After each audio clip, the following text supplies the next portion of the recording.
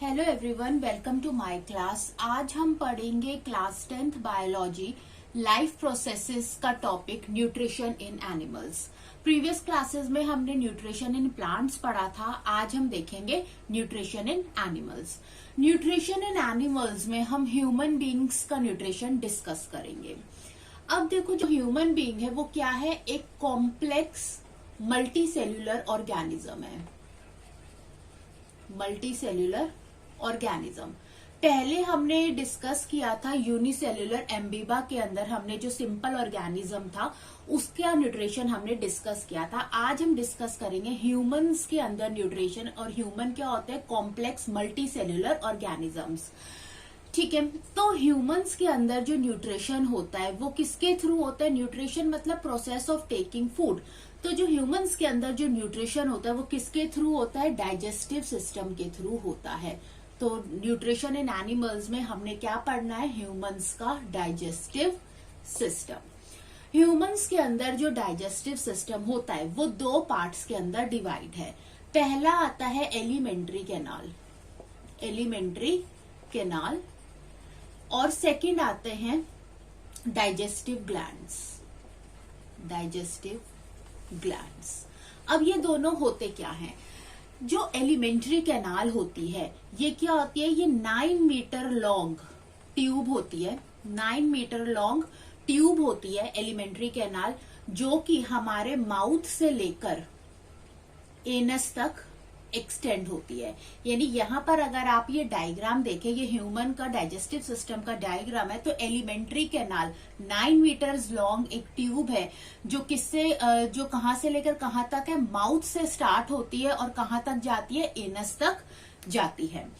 इन alimentary canal के साथ digestive glands attach होते हैं। ये जो डाइजेस्टिव ग्लैंड्स होते हैं इनके जो डक्ट्स होते हैं, डक्ट्स यानी ओपनिंग्स, ये कहां पर खुलती है? एलिमेंट्री कैनाल्स में खुलती हैं, ताकि जो डाइजेस्टिव ग्लैंड्स हैं उनके अंदर से जो भी डाइजेस्टिव जूसेस निकलते हैं वो इस एलिमेंट्री कैनाल्स के इस एलिमेंट्री कैनाल में क्या कर सकते हैं? एंटर कर सकते हैं।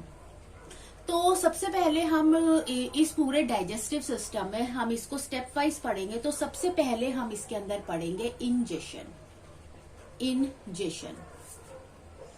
ठीक है, सबसे पहले हम देखेंगे इंजेशन। तो इंजेशन क्या होता है? इंजेशन, इन का मतलब होता है अंदर लेना।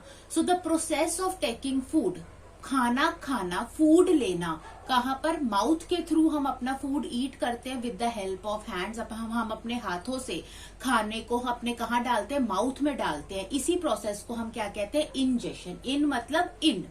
सो the process of taking food, process of taking या eating food, the process of taking food, process of taking food in mouth, mouth के अंदर डालना।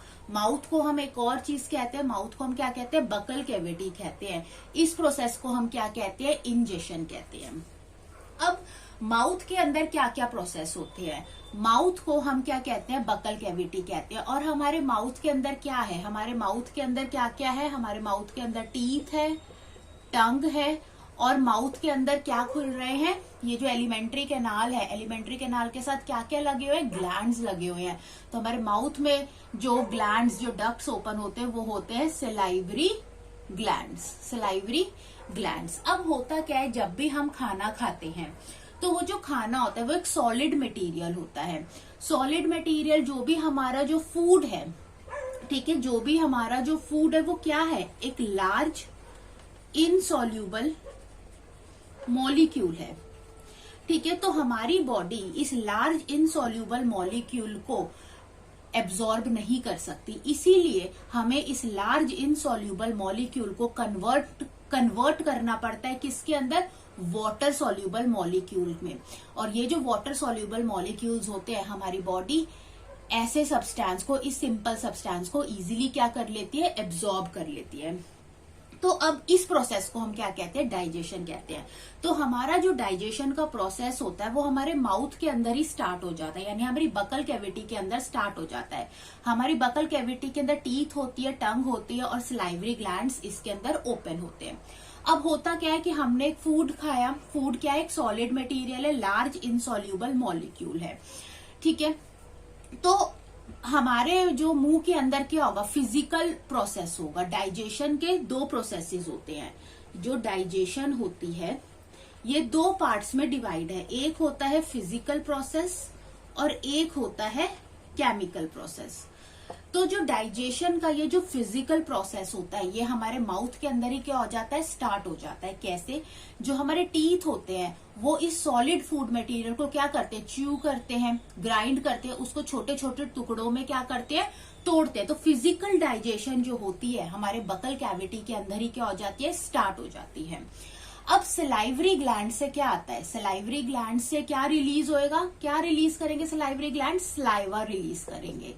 इस सलाइवा के अंदर क्या होते हैं, एंजाइम्स होते हैं। कौन से एंजाइम्स होते हैं, सलाइवरी एमाइलेज। तो ये जो सलाइवा होता है इसके अंदर कौन सा एंजाइम प्रेजेंट होता है, सलाइवरी एमाइलेज। अंदर क्या प्रेजेंट होता है, सलाइवरी अमाइलेज एंजाइम जो होता है ये प्रेजेंट होता है। ये सलाइवरी अमाइलेज क्या करता है कि जो फूड होता है जो कि क्या है, एक लार्ज इनसॉल्यूबल मॉलिक्यूल है, इसके अंदर जो भी स्टार्च होता है, स्टार्च क्या होता है, एक कॉम्प्लेक्स शुगर है, it's a form of carbohydrate और ये क्या है, कॉम्प्लेक्स शुगर है। तो इस स्टार्च को ये तोड़ना शुरू करता है।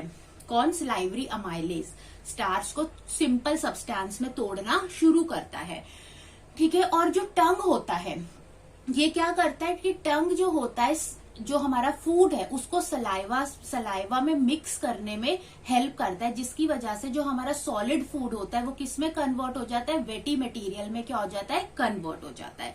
तो इतना काम जो होता है हमारे बकल कैविटी में शुरू हो जाता है। तो बकल कैविटी में कौन सा डाइजेशन का प्रोसेस होता है, फिजिकल प्रोसेस होता है।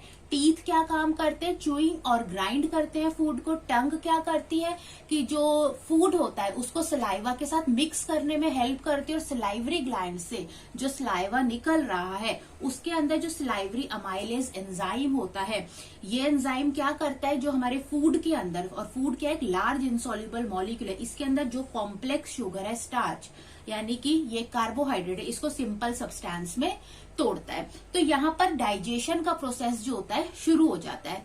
लेकिन क्योंकि हमारे माउथ के अंदर जो फूड होता है वो बहुत ही कम टाइम तक रहता है, इसीलिए सारी डाइजेशन जो होती है हमारे माउथ के अंदर नहीं होती है। अब माउथ के बाद जो फूड होता है, जो हमारी एलिमेंट्री कैनाल है, अब नेक्स्ट उसमें कौन सा पार्ट आ जाता है, ईसोफेगस, जिसको हम क्या कहते हैं, फूड पाइप भी कहते हैं। इसको हम क्या कहते हैं, फूड पाइप। अब ये जो ईसोफेगस होती है इसके अंदर क्या होती है, मसल्स होती हैं। ये मसल्स क्या करती हैं, ईसोफेगस की जो मसल्स होती है ये क्या करती है, कॉन्ट्रैक्ट करती हैं और एक्सपैंड करती है। तो एक्सपेंशन और कॉन्ट्रैक्शन जो कि ईसोफेगस में होती है, ईसोफेगस, ठीक है, जो ईसोफेगस में होती है इसको कहते हैं पेरिस्टालिक मूवमेंट, पेरिस्टालिक मूवमेंट। एक चीज और, ये जो तो इंजेशन के बाद जो सेकंड पॉइंट था वो क्या था, डाइजेशन था, जिसमें हमने पढ़ा कि जो डाइजेशन है हमारी माउथ में स्टार्ट हो चुके हैं, कि जो स्टार्च है उसको छोटे छोटे टुकड़ों में तोड़ना शुरू कर दिया है। लेकिन क्योंकि माउथ के अंदर फूड ज्यादा टाइम तक नहीं रहता, इसीलिए सारी डाइजेशन माउथ में नहीं हो पाती। डाइजेशन के अंदर ही जो सेकंड पार्ट आता है, ईसोफेगस आ जाता है। ईसोफेगस के अंदर क्या होता है, पेरिस्टालिक मूवमेंट होती है, यानी जो हमारे जो ईसोफेगस फूड पाइप है उसके अंदर जो मसल्स है वो कॉन्ट्रैक्ट करती है और एक्सपैंड करती है। इस कॉन्ट्रैक्शन और इस एक्सपेंशन को हम पेरिस्टालिक मूवमेंट कहते हैं। इसी मूवमेंट की वजह से जो खाना होता है, ये जो फूड पाइप होती है, ये उस खाने को नीचे की तरफ खींचती है और कहां तक ले जाती है, ये जो फूड पाइप है ये कहां खुलती है, स्टमक के अंदर ओपन होती है। तो माउथ से स्टमक के अंदर जो फूड आता है वो ईसोफेगस फूड पाइप के थ्रू आता है। और किस मूवमेंट की वजह से आता है, पेरिस्टालिक मूवमेंट की वजह से आता है। ओके,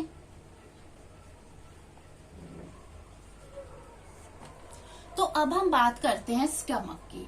स्टमक जो होता है ये एक जे शेप का ऑर्गन है, ये एक जे शेप ऑर्गन होता है जो हमारी बॉडी के अंदर लेफ्ट साइड में प्रेजेंट होता है। तो स्टमक हमारी बॉडी में कहां पर प्रेजेंट होता है, लेफ्ट साइड में प्रेजेंट होता है। और ये कैसा ऑर्गन है, ये एक जे शेप ऑर्गन है, ठीक है, ये एक जे शेप ऑर्गन होता है। अब इस स्टमक के अंदर क्या आता है, जो पार्शियली डाइजेस्टेड फूड था, जो कि माउथ से कहां पर आ रहा है, स्टमक के अंदर आ रहा है। Partially digested food, partially digested food आ गया हमारे स्टमक के अंदर। अब हमारी स्टमक के अंदर क्या होता है, 3 तरीके के ट्यूब्यूलर ग्लैंड्स लगे होते हैं, 3 ट्यूब्यूलर ग्लैंड। इस स्टमक में कैसे ग्लैंड्स लगे हुए हैं, 3 ट्यूब्यूलर ग्लैंड्स लगे हुए हैं। और ये तीनों ट्यूब्यूलर ग्लैंड्स क्या रिलीज करते हैं, ये रिलीज करते हैं गैस्ट्रिक जूस, गैस्ट्रिक जूस। क्यों, क्योंकि जो भी पार्शियली डाइजेस्टेड फूड है, अब उसकी जो बाकी की डाइजेशन कहां पर होगी, स्टमक के अंदर होगी। और किसकी हेल्प से होगी, गैस्ट्रिक जूस की हेल्प से होगी। और ये जो गैस्ट्रिक जूस है, ये कौन रिलीज करेंगे, 3 ट्यूब्यूलर ग्लैंड्स। अब इस गैस्ट्रिक जूस के अंदर ये 3 चीजों से ये गैस्ट्रिक जूस बना होता है। पहला होता है HCl, हाइड्रोक्लोरिक एसिड, सेकंड होता है म्यूकस, और थर्ड होता है एंजाइम, जिस पेप्सिन एंजाइम। तो इन तीन चीजों से हमारा गैस्ट्रिक जूस जो होता है बनता है HCl, म्यूकस और पेप्सिन एंजाइम से। अब होता क्या है, जो पार्शियली डाइजेस्टेड फूड है जब हमारे स्टमक में आया, स्टमक के साथ जो स्टमक की लाइनिंग है उसके साथ 3 ट्यूब्यूलर ग्लैंड्स लगे हुए हैं। अब वो ग्लैंड्स क्या कर रहे हैं, गैस्ट्रिक जूस रिलीज कर रहे हैं। और ये गैस्ट्रिक जूस के अंदर HCl है, म्यूकस है और एंजाइम पेप्सिन है। अब होगा क्या कि सबसे पहले जो HCl होगा उसका pH क्या होता है, कम होता है, 1 होता है HCl का pH। तो वो क्या कर देगा, हमारे एसिडिक एनवायरनमेंट क्रिएट कर देगा। इसीलिए जो गैस्ट्रिक जूस होते हैं इस HCl की वजह से ही क्या होते हैं, एसिडिक होते हैं नेचर में। और HCl क्या करता है, इसी एसिडिक एनवायरनमेंट की वजह से अगर कोई बैक्टीरिया हमारे स्टमक में, कोई हार्मफुल बैक्टीरिया आ गया है, तो ये उसको क्या करता है, उसको भी किल कर देता है। साथ में ये HCl क्या करता है, ये जो एसिडिक एनवायरनमेंट ये क्रिएट कर रहा है, ये किसकी वजह से ये किसके लिए कर रहा है, इस एंजाइम पेप्सिन के लिए कर रहा है, इसकी हेल्प कर रहा है। क्यों, क्योंकि ये जो पेप्सिन एंजाइम है ये क्या होता है, एसिडिक कंडीशन में ही एक्टिवेट होता है, वर्क करता है। तो ताकि एंजाइम पेप्सिन वर्क कर सके, हमारा HCl क्या करेगा, एसिडिक एनवायरनमेंट क्रिएट कर देगा। अब ये जो एंजाइम पेप्सिन होगा ये क्या करेगा कि जो हमारे फूड के अंदर जो प्रोटीन होते हैं ये उनको क्या करेगा, ब्रेक डाउन करेगा। ठीक है, तो स्टार्च की जो डाइजेशन थी वो हमारे माउथ में ही शुरू हो गई थी। स्लाइवरी अमाइलेज जो एंजाइम था, जो स्लाइवरी ग्लैंड रिलीज कर रहे थे, उन्होंने स्टार्च को ब्रेक डाउन करना शुरू कर दिया था। लेकिन जो प्रोटीन का जो ब्रेक डाउन होता है वो कहां पर होता है, स्टमक के अंदर होता है। और कौन इसको ब्रेक डाउन करते हैं, break down of protein, break down of protein कौन इसको ब्रेक डाउन करते हैं, एंजाइम पेप्सिन। और एंजाइम पेप्सिन एसिडिक कंडीशन में एक्टिवेट होते हैं। और ये जो एसिडिक कंडीशन होती है ये कौन क्रिएट करता है, HCl क्रिएट करता है। अब ये जो गैस्ट्रिक जूस में ये जो म्यूकस होता है ये क्या करता है कि हमारा जो HCl है एक एसिड है, अगर ये म्यूकस ना हो तो इस HCl की वजह से जो हमारी स्टमक लाइनिंग है वो क्या हो जाएगी, डैमेज हो जाएगी, हम अल्सर की प्रॉब्लम हो सकती है। तो ये जो म्यूकस है हमारी जो स्टमक लाइनिंग को डैमेज होने से या इरोड होने से बचाता है, प्रिवेंट करता है। तो स्टार्च की डाइजेशन माउथ में ही स्टार्ट हो जाती है और जो प्रोटीन होते हैं वो स्टमक के अंदर ब्रेक डाउन होना शुरू करते हैं with the help of enzyme called pepsin. अभी भी सारा खाना डाइजेस्ट नहीं हुआ है, क्यों, क्योंकि हमारे फूड के अंदर क्या होते हैं, लिपिड्स भी होते हैं, फैट भी प्रेजेंट होते हैं। तो स्टमक के बाद जो फूड होता है वो कहां पर जाता है, वो जाता है स्मॉल इंटेस्टाइन के अंदर। अब आता है स्मॉल इंटेस्टाइन। तो फूड जो होता है स्टमक के बाद कहाँ जाता है, स्मॉल इंटेस्टाइन में जाता है। स्मॉल इंटेस्टाइन हमारी एलिमेंट्री कैनाल जो है, जो कि माउथ से लेकर एनस तक एक्सटेंडेड है, जो 9 मीटर लॉन्ग ट्यूब है, स्मॉल इंटेस्टाइन इस एलिमेंट्री कैनाल का सबसे लार्जेस्ट पार्ट होता है। स्मॉल इंटेस्टाइन जो कि ये क्या है, स्मॉल इंटेस्टाइन है, जो कि कॉइल की फॉर्म में क्या होती है, प्रेजेंट होती है। ये जो होती है एक एडल्ट के अंदर ये 6.5 मीटर की होती है। ठीक है, तो स्मॉल इंटेस्टाइन एक एडल्ट के अंदर कितनी बड़ी होती है, 6.5 मीटर की होती है और कॉइल्ड शेप की होती है। अब जो ये एनिमल्स होते हैं, जो हर्बीवोरस एनिमल्स होते हैं, जैसे कि काऊ है, काऊ क्या करती है, ग्रास खाती है, ठीक है। और ग्रास के अंदर क्या होता है, सेल्यूलोज होता है। सेल्यूलोज क्या है, एक तरीके का कार्बोहाइड्रेट है, लेकिन इसको डाइजेस्ट करना बहुत डिफिकल्ट होता है, इसीलिए काऊ के अंदर स्मॉल इंटेस्टाइन क्या होती है, बहुत ज्यादा बड़ी होती है। तो स्मॉल इंटेस्टाइन की लेंथ डिपेंड करती है एनिमल टू एनिमल, और हमारे अंदर क्योंकि सेल्यूलोज हम डाइजेस्ट नहीं कर पाते, या जो एनिमल्स मीट ईटर्स होते हैं उनके अंदर जो स्मॉल इंटेस्टाइन होती है छोटी होती है, क्योंकि उसको मीट को डाइजेस्ट करना क्या होता है, इजी होता है, ठीक है। तो एडल्ट के अंदर स्मॉल इंटेस्टाइन 6.5 मीटर लॉन्ग होती है। अब क्या होता है कि जो फूड है जो अभी भी पार्शियली डाइजेस्टेड है वो कहाँ आ चुका है, इंटेस्टाइन के अंदर आ चुका है। कौन से इंटेस्टाइन के अंदर, स्मॉल इंटेस्टाइन के अंदर आ चुका है। अब स्मॉल इंटेस्टाइन के अंदर दो ग्लैंड्स, डाइजेस्टिव ग्लैंड्स जुड़े होते हैं, वो होते हैं पहला लिवर, और दूसरा ग्लैंड जो होता है पैनक्रियाज। लिवर एंड पैनक्रियास, जैसे ये हमारी स्मॉल इंटेस्टाइन है, तो इस स्मॉल इंटेस्टाइन के साथ क्या जुड़ा हुआ है, पैनक्रियास जुड़ा हुआ है, और क्या जुड़ा हुआ है, लीवर जुड़ा हुआ है। तो सबसे पहले हम देखते हैं कि लिवर क्या काम करता है। लिवर जो होता है, जो बाइल को प्रोड्यूस करता है, लिवर क्या प्रोड्यूस करता है, बाइल। बाइल क्या होता है, बाइल जो होता है एक येलो ग्रीन लिक्विड है, येलो ग्रीन लिक्विड है। अब जो लीवर होता है उसका क्या फंक्शन होता है कि लीवर क्या प्रोड्यूस करता है, बाइल। बाइल जो होता है येलो ग्रीन कलर का क्या होता है, लिक्विड होता है, और इसका काम क्या होता है, इस बाइल का काम होता है कि जो हमारे फूड के अंदर जो लिपिड्स हैं, लिपिड्स यानी जो फैट है, ये उसको क्या करता है, ब्रेक डाउन करता है या इमल्सिफाई करता है। तो फैट को जो हमारे फूड के अंदर प्रेजेंट है, जिनको हम लिपिड्स कहते हैं, उनको कौन इमल्सिफाई करता है, कौन ब्रेक डाउन करता है, बाइल करता है। और बाइल कौन प्रोड्यूस करता है, लिवर प्रोड्यूस करता है। तो ये जो बाइल जो लिवर प्रोड्यूस कर रहा है, ये कहां पर स्टोर होता है, ये स्टोर होता है गॉल ब्लैडर में, स्टोर इन गॉल ब्लैडर, ठीक है। तो बाइल जूस जो होता है वो कहां स्टोर होता है, गॉल ब्लैडर में स्टोर होता है। अच्छा, एक चीज और, जो बाइल होता है वो एल्कलाइन होता है नेचर में, एल्कलाइन नेचर। तो अब जो फूड जो हमारे स्मॉल इंटेस्टाइन में आ गया है, जो स्टमक से आया है, स्टमक में क्या था, हाइड्रोक्लोरिक एसिड था, गैस्ट्रिक जूस था, तो पीएच कैसा था, एसिडिक था। तो अब क्या होगा, जो फूड हमारा स्मॉल इंटेस्टाइन में आया है, ये उसका पीएच क्या कर देगा, एल्कलाइन कर देगा, उसको एल्कलाइन कर देगा नेचर में, और जो फूड के अंदर जो लिपिड्स है, फैट है, उसको क्या करेगा, ब्रेक डाउन करेगा, ठीक है। उसके बाद आता है पैनक्रियास। पैनक्रियास जो होता है वो स्टमक के जस्ट नीचे पैरेलल में एक आपको ऑर्गन दिख रहा है, जिसको हम क्या कहते हैं, पैनक्रियास कहते हैं। पैनक्रियास क्या क्या काम होता है, पैनक्रियास क्या करता है कि इस एल्कलाइन नेचर में पैनक्रियास जो होता है पैनक्रियाटिक जूस रिलीज करता है, पैनक्रियाटिक जूस। और इस पैनक्रियाटिक जूस ये तीन चीजों से बना होता है।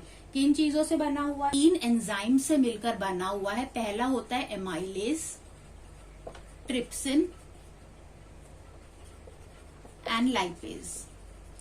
तो अब पैनक्रियास क्या होगा, ये जो पैनक्रियाटिक जूस होगा, ये जो जिसमें तीन एंजाइम है, एमाइलेज, ट्रिप्सिन एंड लाइपेज, ये किस एनवायरनमेंट में वर्क करेंगे, एल्कलाइन एनवायरनमेंट में वर्क करेंगे।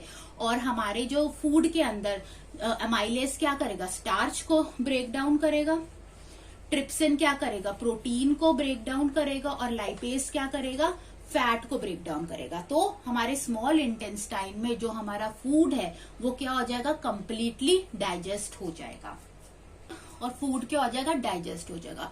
अब हमारे इस स्मॉल इंटेस्टाइन के अंदर जो, अगर हम इसका इनर पार्ट देखें तो उसके अंदर ब्रश लाइक स्ट्रक्चर, जिसे हम विलाई कहते हैं, वो प्रेजेंट होते हैं।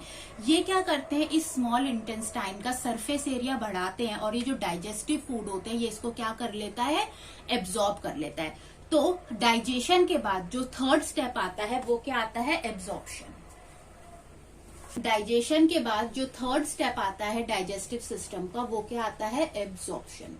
एब्जॉर्प्शन में यानी क्या हो रहा है कि जो स्मॉल इंटेस्टाइन के अंदर फूड जो कंप्लीटली डाइजेस्ट हो चुका है, अब स्मॉल इंटेस्टाइन के अंदर जो विलाई प्रेजेंट होते हैं, हेयर लाइक स्ट्रक्चर्स, ये क्या करते हैं, इंटेस्टाइन का सरफेस एरिया बढ़ा देते हैं, जिसकी वजह से ज्यादा फूड क्या करती है, स्मॉल इंटेस्टाइन एब्जॉर्ब कर लेती है, ठीक है। और एब्जॉर्प्शन में क्या होता है कि ये जो एब्जॉर्ब्ड फूड होता है, अब इस स्मॉल इंटेस्टाइन की वॉल से निकलकर, इंटेस्टाइनल वॉल से निकलकर कहाँ चला जाता है? It goes into blood, blood के अंदर चला जाता है।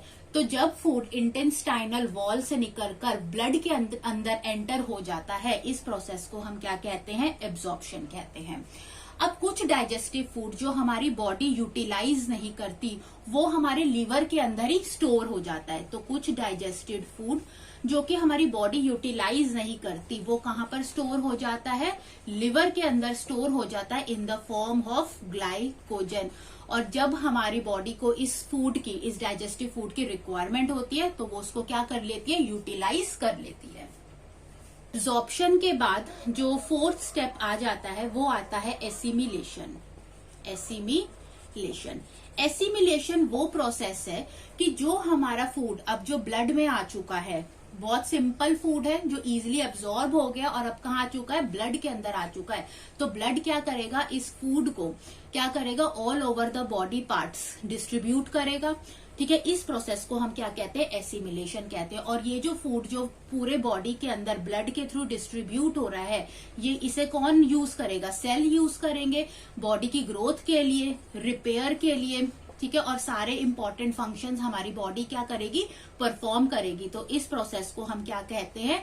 एसिमिलेशन कहते हैं। फिफ्थ और जो लास्ट स्टेप होता है डाइजेस्टिव सिस्टम का, वो होता है इजेशन, यानी फूड को, अनडाइजेस्टेड फूड को बॉडी से बाहर एलिमिनेट करना। तो जो फूड अनडाइजेस्टेड होता है, अनडाइजेस्टेड फूड यानी जो हमारी स्मॉल इंटेस्टाइन में एब्जॉर्ब नहीं हो पाया, उस फूड को हम क्या कहते हैं? अनडाइजेस्टेड फूड कहते हैं। ऐसा फूड कहाँ चला जाता है? स्मॉल इंटेस्टाइन से कहाँ चला जाता है? स्मॉल इंटेस्टाइन से जो अनडाइजेस्टेड फूड होता है, वो कहाँ चला जाता है? लार्ज इंटेस्टाइन में चला जाता है। लार्ज इंटेस्टाइन में चला जाता है। तो अनडाइजेस्टेड फूड जो कि स्मॉल इंटेस्टाइन में एब्जॉर्ब नहीं होता, वो कहाँ चला जाता है? लार्ज इंटेस्टाइन के अंदर चला जाता है। ठीक है, अब लार्ज इंटेस्टाइन क्या करती है कि इसके अंदर भी विलाई प्रेजेंट होते हैं, हेयर लाइक स्ट्रक्चर्स, जो सरफेस एरिया ज्यादा बढ़ा देते हैं, जिसकी वजह से क्या होता है कि जो अनडाइजेस्टेड फूड के अंदर जो भी वाटर होता है, ये लार्ज इंटेस्टाइन इसको क्या कर लेती है? इस वाटर को कंप्लीटली एब्जॉर्ब कर लेती है और हमारा जो फूड होता है ना, जो अनडाइजेस्टेड फूड है, वो बिल्कुल सॉलिड फॉर्म में बन जाता है, सॉलिड फॉर्म में हो जाता है। उसके अंदर वाटर नहीं होता। क्यों? क्योंकि जो लार्ज इंटेस्टाइन थी, उसने जो वाटर था वो क्या कर लिया? एब्जॉर्ब कर लिया।